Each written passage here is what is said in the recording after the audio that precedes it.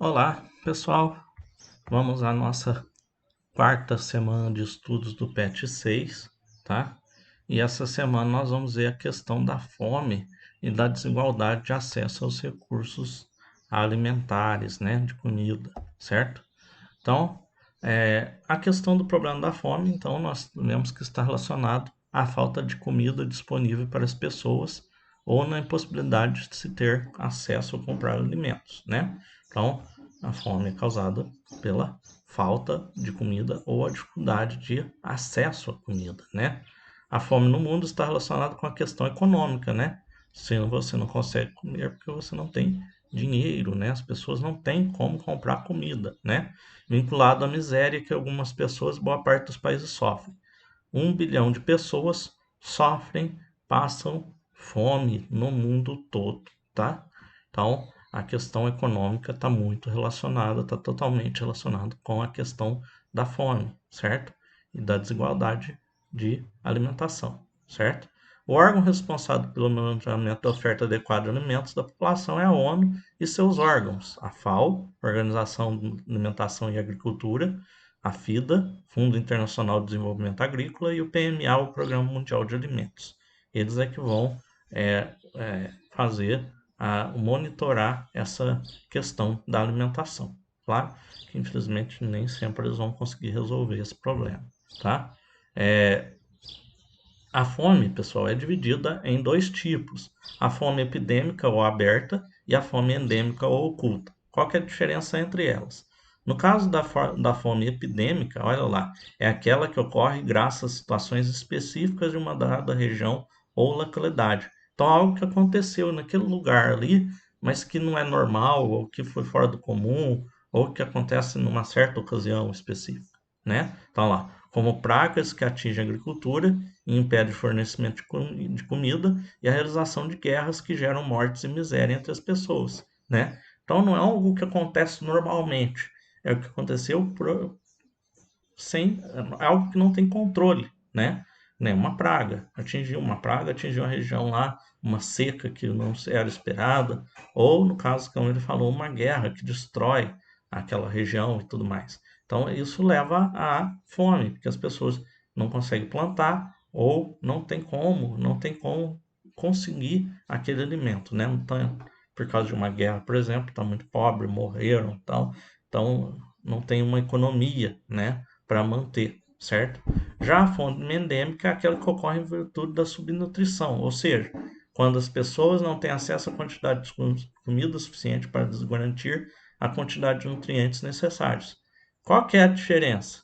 Nesse caso aqui, existe o alimento, mas a pessoa não tem condição de adquiri-lo, tá? Então, por exemplo, tem lá o mercado cheio de comida, tem lá uma loja cheia de comida, tem o pessoal lá produzindo na zona rural. Só que a pessoa não tem condições de conseguir isso.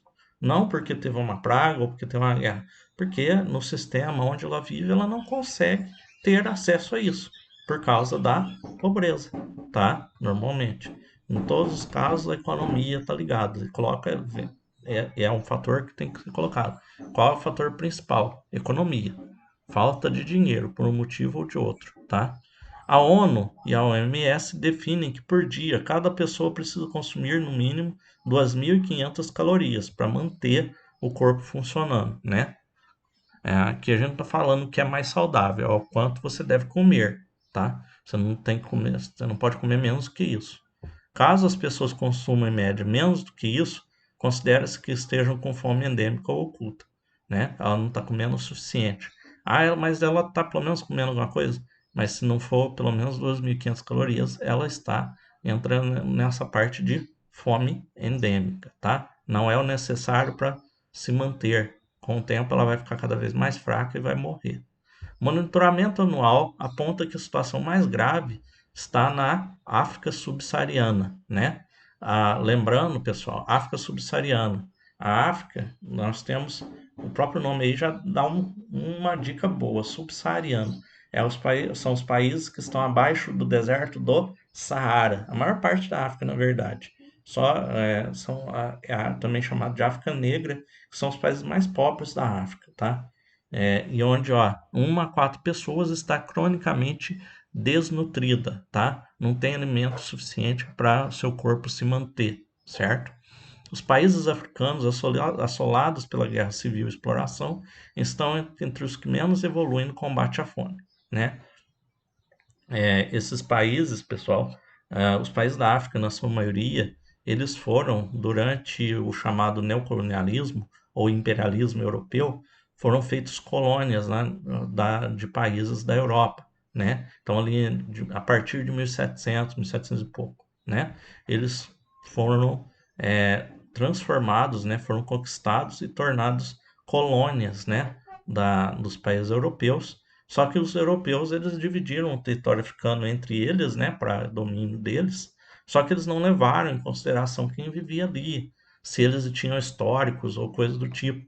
Então, em muitos territórios foram colocados grupos inimigos, né? Então, vamos pôr lá a Inglaterra, ela dominava um certo território, delimitou lá um território, né? Vamos fazer um quadradinho. Tinha um grupo A e um grupo B, que eram grupos que tinham os territórios separados e que sempre estavam em conflito. Veio o europeu e tomou aquele território dos dois grupos e agora os dois estão dentro desse território dominado pela Inglaterra, vamos colocar, ou qualquer outro país europeu que tinha domínios na África nessa época. Quando acaba esse domínio europeu, lá depois da Segunda Guerra Mundial, esses países vão ganhar sua independência. Já é um território, já é um país, né, já físico, já tem suas delimitações territoriais. Ele se vê livre do domínio europeu. Enquanto os europeus estavam dominando, esses dois grupos se mantiveram mais ou menos sob controle, porque se eles começassem algo, o europeu intervia e acabava com os dois. Então eles se mantiveram sob controle. Quando o europeu vai embora, os dois estão lá dentro do território, dois grupos inimigos dentro de um território. Quem que vai governar? O europeu já não está mais ali governando. Alguém tem que governar. O que que acontece? Uma guerra civil pelo domínio, pelo controle político do país, do território. E aí nós vamos ter várias e grandes e sangrentas guerras em quase todo o continente europeu, africano, durante esse período, tá? Em alguns até ainda está acontecendo isso, tá?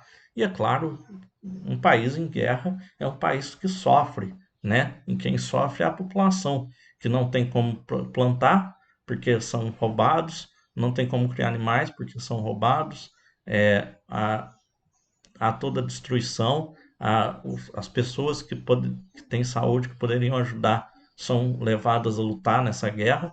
Então, são países que sofrem por causa disso e hoje estão entre os mais pobres e os que mais passam fome no mundo. É uma realidade também de 526 milhões de asiáticos e 37 milhões de pessoas na América Latina e no Caribe, né? A questão da fome. Por motivos como esses ou outros que a gente pode falar também. A pobreza que impõe a fome é observada em 63 países em que seus governantes firmaram compromissos políticos para melhorar a situação da população, onde a renda per capita por pessoa não passa de R$ 2,36 por dia. Imagina você viver com R$ 2 por dia. Você ir num restaurante aí por peso para comer, não fica menos do que R$ 10. É 10, R$ 12 para comer uma marmita, por exemplo. Às vezes você acha mais barato, né? E para fazer em casa fica muito mais caro que isso. 2,30 por pessoa, não dá. Não dá, gente. Ainda mais se for uma família grande, não tem como, tá? Então nós vemos aqui, ó, esse mapinha nos mostra o índice global da fome em 2020. Nós vemos, olha, muito grave, de 35 a 49,9% da população passando fome, tá? Aqui é uma porcentagem. Então a gente vê, ó, como eu disse, a África é a grande maioria dos países estão no nível muito grave de fome. Olha lá. Muitos países no muito grave, no grave e no moderado.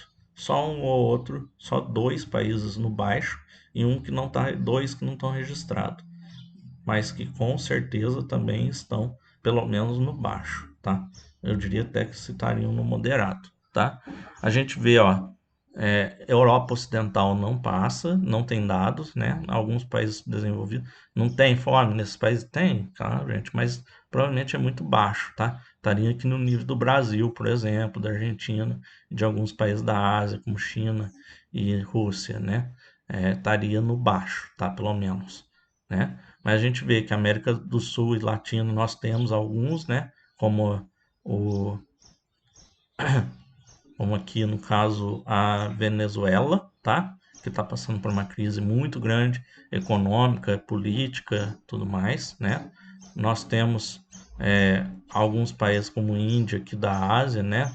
Que também, Oriente Médio, né? Também que estão passando por essa questão, a Síria aqui e tal, que estão passando por essa questão de muito grave, né? A Síria é um caso de guerra, né? A guerra que está tendo lá, a guerra entre o governo e uma força rebelde e também por causa dos terroristas do Estado Islâmico, né?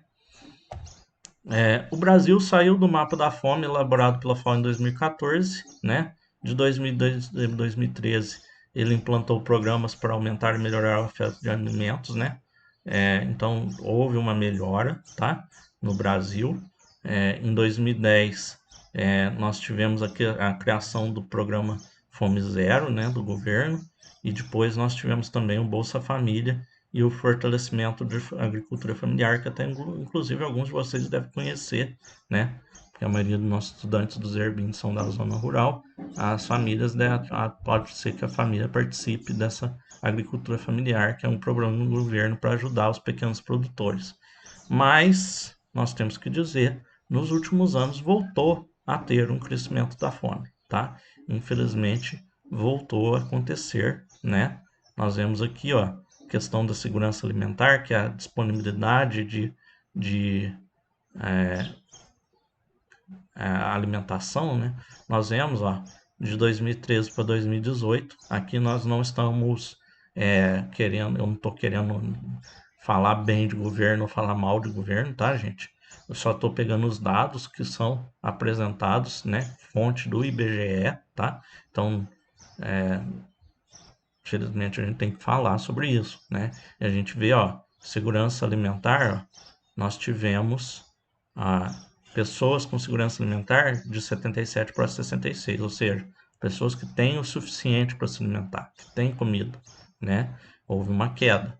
A insegurança alimentar aumentou de 22 para 36.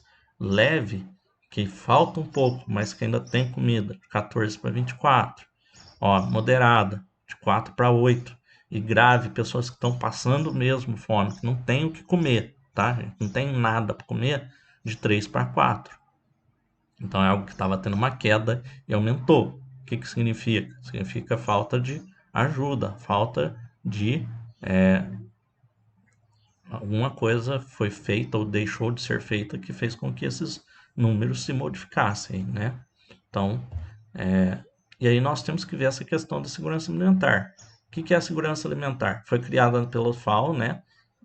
Na Conferência Mundial de Alimentação em 96, ocorre quando todas as pessoas têm acesso físico, social e econômico permanente a alimentos seguros, nutritivos em quantidade suficiente, né? Então, se você tem tudo que você precisa para se alimentar de forma saudável, você tem segurança alimentar. Se você tem os recursos, tudo e a capacidade de conseguir esses alimentos, você está tendo a segurança alimentar. Olha lá, para satisfazer suas necessidades nutricionais e preferências alimentares, tendo assim uma vida ativa e saudável, certo?